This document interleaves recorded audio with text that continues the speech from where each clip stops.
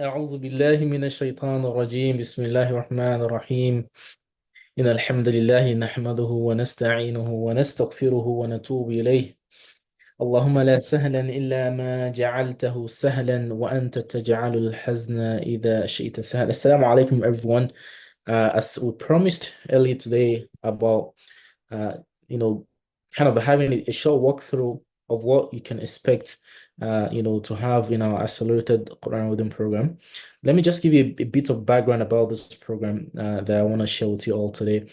And so, if you right now watching me right now, you're a parent, and it's been a goal for you that you've had in mind to make sure that before you leave this world, your child is able to read the Quran themselves, able to connect with the Quran.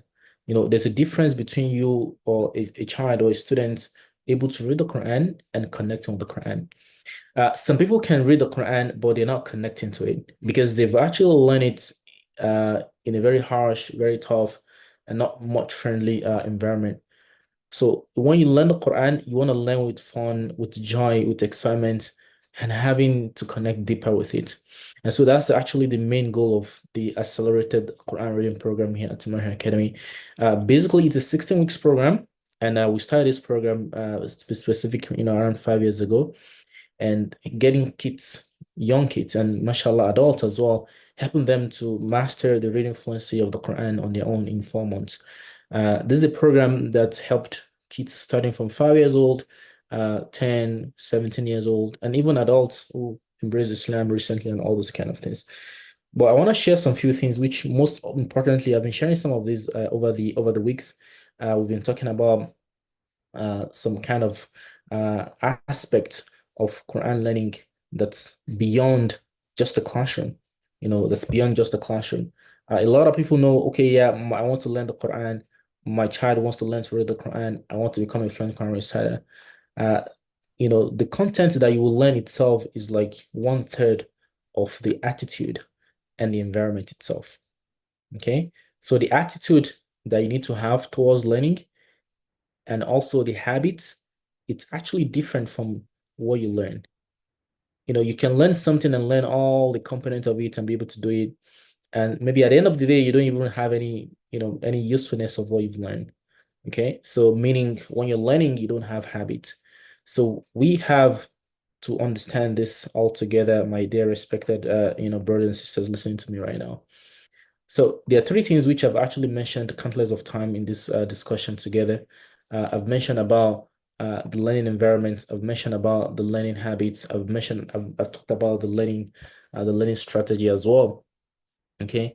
So the learning environment. So if your child is unmotivated to learn the Quran, for instance, so your child is unmotivated, you've tried to help them learn the Quran over the years, like they've been doing it for forever, but that ability, because reading fluency is the ability of someone to read something without being helped to do it, right? They can read any part of the Quran. Some people will have kids learn the Quran and they'll say, oh, my child is able to read the Quran. But in reality, the students or the person cannot actually read. They only memorize a few surahs which they can read on their own, right? But they've not learned the skill of reading fluency. Okay. So many issues. One, someone might be unmotivated to do it. They don't really have a purpose for doing it. Especially kids who are much teenagers. Young kids might not have any, objection to it. It's just about their own motivation. So you need to create something that will look like an environment that will cheer them up, get them a word, get them excited, get them different kind of things to get them learn. Okay. And also another thing also that actually it's a bane of a lot of students learning the Quran as well is what I call, the learning habit. Some students, they are not consistent. They're not consistent. So they're not consistent in such a way that some will learn 1 month and they skip few weeks. They come back again. We've had some of those kind of students join our program. Of course, they're not likely to get the results because they're not consistent with learning habits. And we in the program here, we track those every week. I want to give an example. I want to give an example from our learning portal here. So we here in our program here, we have a classroom portal. So all students every week, right, they have their portal where they have access to the classroom resources, where they have access to the videos of the classes. They have access to submit homework and all those kind of things. right? And so this is actually the first step in learning the Quran. There needs to be an organized system to do it, not just the random system people use and they just teach without having an expectation for student. If you were in the webinar I did last on Sunday, you'll see I mentioned about the goals, right? With Sheikh Abu Bakr, we talk about the goals, right? I want to give an example of a student class here, for instance. These are classrooms. So each of these cubicle are talking about different group of students. So we put students into a class based on their age and their level. So one, the student can learn interactively, compete together. They have more engagement. They have something to look for, to look towards in the class. So a student is not going to a Quran class and looking as if, oh man, is going to do a work. You want them to have an expectation here. I'm going to the class today to win the quiz in the class. I'm going to the class today to win the award, or I'm going to the class today to actually do my best and be the best. Okay. But if they're doing it alone, it's a bit much harder for them to have that, that kind of vision and that kind of commitment to achieve higher. So when your child is unmotivated, you need to work towards a way to get them to learn. So we put students based on age and group, based on age, their level. You have like 4 levels as you might see here. All the ones you see that says accelerated, these are programs that mostly like beginners. I mean beginners, those who have not started learning the Quran at all. They're still struggling to pronounce the letters. They struggle to pronounce the sound. They're complete beginners. So those are the ones that we mentioned to be as LKR, so accelerated. So students who are actually joining the program here and they've already learned the sound, they know the sound, they know the letters, we put them in level 2. Okay. So the basic I'm saying here is that you need to learn in a community of like minds. Okay, you need to learn in a community of like minds. Then you need to have a habit that needs to be consistent. I was about to show you all earlier our learning habits. So the learning habit must be something that needs to be tracked, that needs to be monitored, that needs to be consistent. Okay, you cannot achieve a goal if you're not consistent with something. Let's say you want to become a doctor, as an example. The student that want to become a doctor knows what they need to do, right? All the time, they have to be in the class, they have to study and do all those things. Ask those who are doctors and actually how they're doing it. So they have to be consistent with some few things. Otherwise, they will not be able to achieve the goal in very near future. Okay, they will not be able to achieve the goal very quickly or anytime soon. So getting those consistency is the key part. And so we in the program here, we have 3 things that we measure weekly for students. I want to show you one of an example of a tracker sheet that we use for students because you cannot achieve a goal if you're not consistent. So to make sure students are consistent, learning and getting results at a specified time, we set a plan. Okay, we set a plan for student and we set that goal. So I'll show you an example on the screen here. Okay, so this is what we call the student tracker sheet in our program here. So it tells us when the student starts and when they are expected to achieve a certain goal. So a student who is beginning as a beginner, like the beginner, right?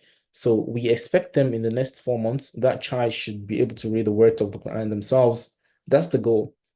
And so what will make that student achieve the goal is the habits that they need to actually put in place. Okay. So what we've done in the program here is to make sure the habit is monitored, the habit is tracked, so we can give feedback to parents and students every week. And so they know their weaknesses, they know their strength, they know the area of improvement, right? So here, a student will have like, the first sessions, the first Tajweed class of the week, they have this, the second one, they have this tracked, and they have your revision class. Okay, I'll talk about that extra, but we have a tracker sheet that ensures the student coming to the class have an expectation. So we have that expectation for students and parent. Parents also have the expectation for themselves. So it's like, both of us coming together to work for a common goal. Okay, so that's the consistency part, and that's the way we actually track to ensure consistency for students. So all we do is that every week student have achieved, like say a student come to the class, they do all this, that child or that student is going to have 100%. And so we have a community on WhatsApp where we actually post all students' success. Students who are achieving 100% every week in this habit, they deserve to be appreciated. They deserve to be praised, right? So put them into a community, and so you can see everyone can see them. So all students will want to be in that list the next time, right? So this is the way that we've actually won, not just getting them excited and motivated, but also making sure they're doing the needful to get themselves achieve the goal that we want and they also want. And so the third challenge a lot of students face in learning the Quran is when they start forgetting lessons. So I actually decided not to, present any PowerPoint or anything like that. Just I want to talk with everyone who is listening to me here. Forgetting lessons is a key part of learning. And if you were probably in one of my webinar this weekend or last weekend, I talked about, when you are having to forget lessons. Forgetfulness is human nature. Yeah, student will forget, but maybe you've seen your child learning for many years. They're still not reading fluently. It's likely they are having this forgetfulness issue. Why? A lot of students who are learning the Quran, so be it in the masjid or be it your child is learning, at home online, many of them, it's enormous. A lot of people, they will not revise outside those classes in the masjid or at home. So they will not, whatever they learn in the masjid on Sunday, Saturdays, or they learn in the masjid the days they go there, it's done. It's there. No one is taking them back and revising them anytime soon. And this is not the way to learn. And this is a hadith of Ibn Umar also mentioned earlier, which I said a few weeks ago about the person learning the Quran is like a owner of a camel, that if he tie down the camel is gonna be with him.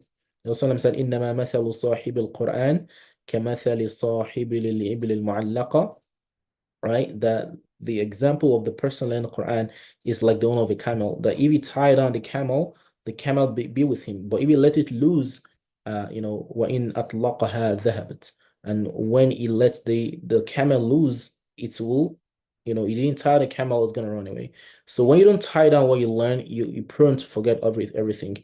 And this is a disease that will actually prone to frustration. So imagine a child feeling frustrated, feeling, yeah, this is so hard, this is so difficult. No, it's not because they're not smart to learn it, but because of the system they're using to learn it. So they need to revise weekly.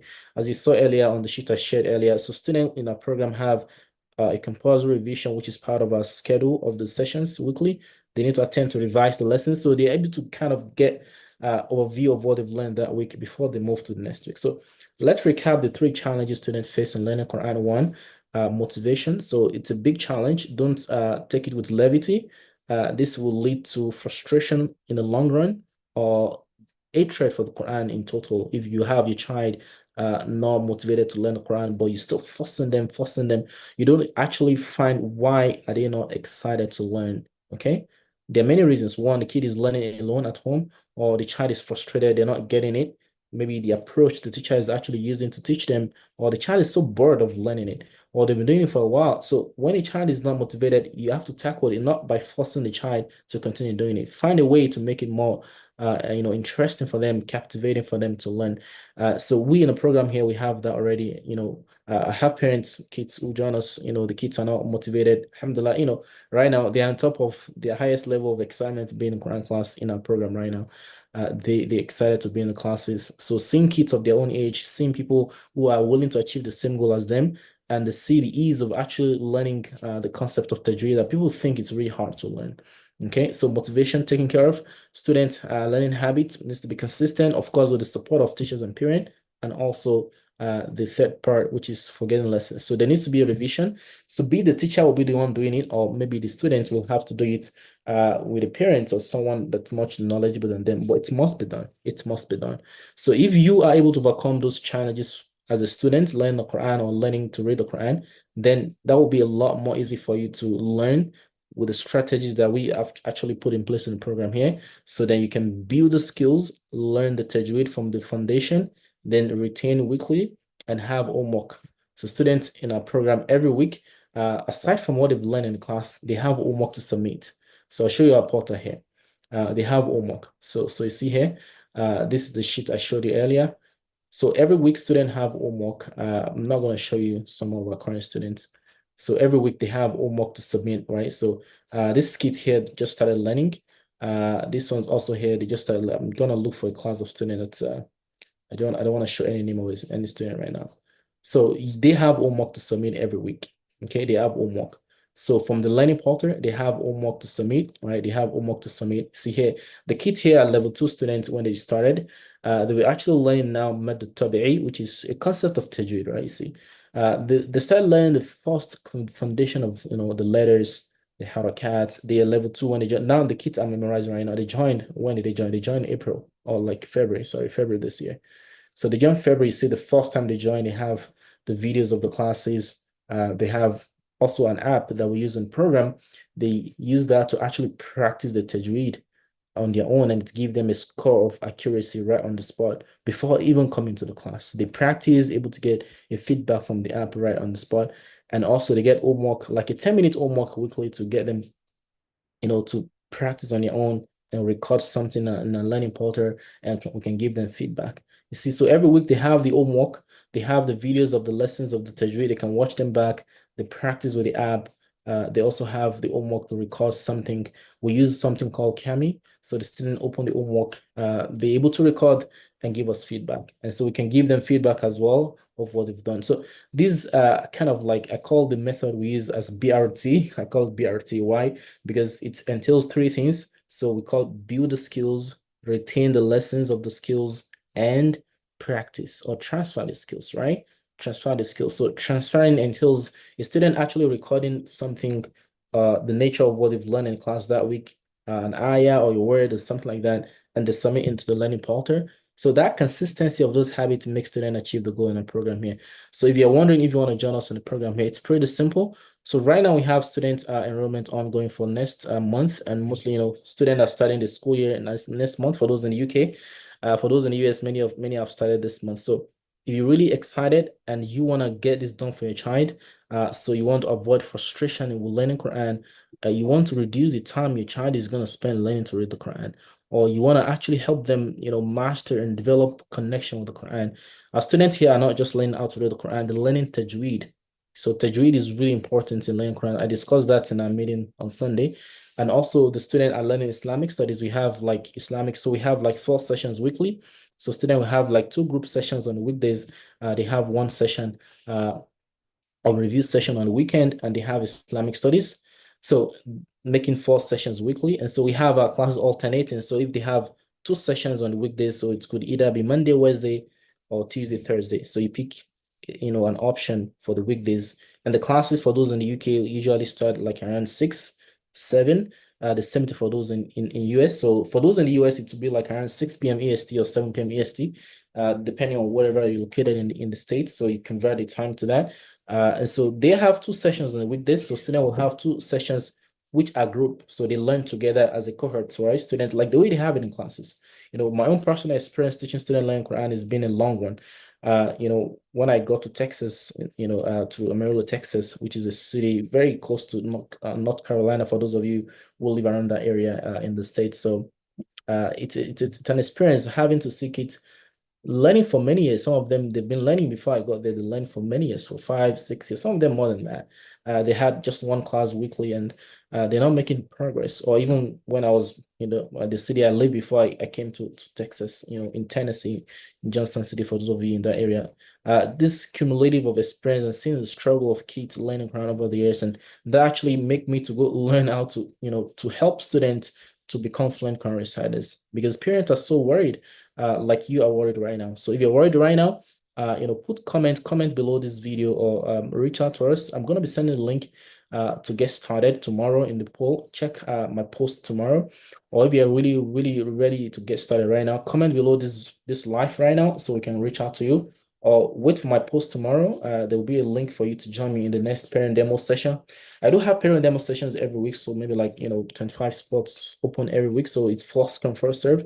So I'm going to walk you through all the details of the program, the tuition, and everything, so you can have a bit of information and get started. So to get started, 3 steps to do. Okay, if you want to get started, just put comments below this video so we can reach out to you to give you the form to sign to come to the onboarding call, to come to the enrollment call, so we can talk about the days and the time. But generally, the timing are 4 sessions weekly, 2 group sessions on the weekdays, revision class on Saturdays, and Islamic studies class on Sundays. So we have those 2 sessions on the weekend. So students are actually able to spread out learning and they're not so overwhelmed. And I've seen this on average, to be honest, students are able to achieve this, some achieve this in less than 4 months. Some students achieve it in 4 months, some of them 4.5 months, some of them 5 months, maximum, average I've seen like 6 months.